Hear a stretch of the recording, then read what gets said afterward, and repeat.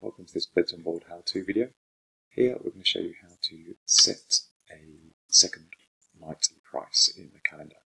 So the scenario here is a guest is inquired for one night and you upsell them to a second night and you're offering that at a cheaper price. So perhaps you're chatting to the guest in My Messages. We're going to go into My Listings and Publish Listings, and you can shortcut here straight to the calendar. And in this scenario, let's imagine the guest is looking at staying on the 1st of June, so that would be your default price of £100, and you decide to offer a second night at a discounted rate, for example, £90. So we click on the date in question, we go up to price per night, change this to 90, click the green update button, you can see your price here, and then you have to remember to save and continue to lock that in.